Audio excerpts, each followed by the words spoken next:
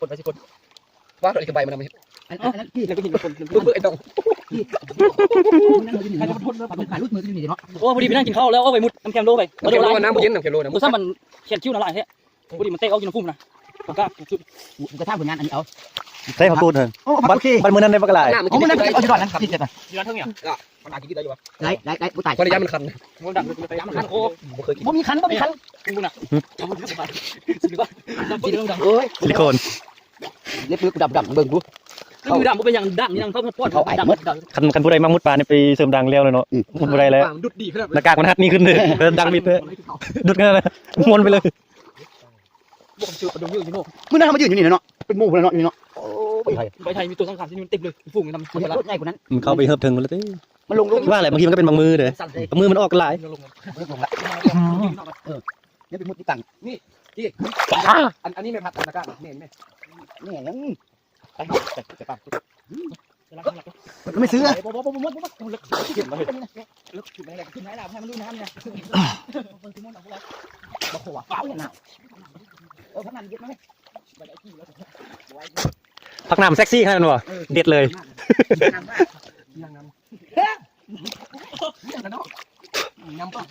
ก็มีผลงานได้มันสุดนี่ละก่อนนี่ห้อยนี่มันห้อยสั้นเลยสิบอกน้ำมันห้อยไปแถวนี้แหละมันห้อยสั้นมันห้อยยาวได้จากมือส่วนเขาไปยดแบงใหญ่มันห้อยยาวได้แต่ว่าปลาปลายไปสิเนาะอยู่ปลาน้อยพักกูดวะพักกูดกันได้ทำมันนี่เฮ็ดเป็นไรได้กินเนาะวิวงามขนาดวะ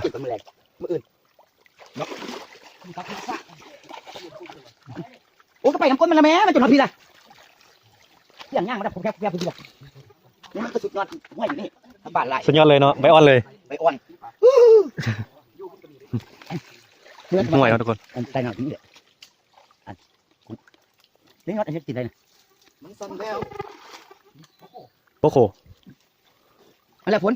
โอ้สั่งนี่เลยนี่ได้ปะมันกระบุล่างมันหน้าเนาะมันก็เอาที่ดำหาหน้ามันเลยเนาะโอ้นี่พวกนั้นนี่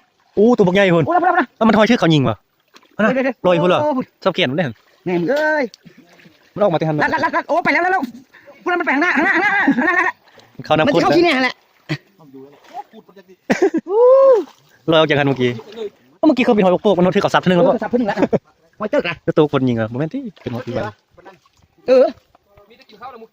ไปเอาไปมุดจีนอกนะน้ำโลนะสุดห้วยแล้วเนาะทุกคนสุดห้วยอะไรปะสองเดี๋ยวจะเก็บผักแล้วก็ลงไปแต่งกินเนาะแต่งกินแล้วจะออกไปมุดในลุมย่ามันการไว้น้ำเห็บไม่เบิ่งแม่จะเบิ่งนะ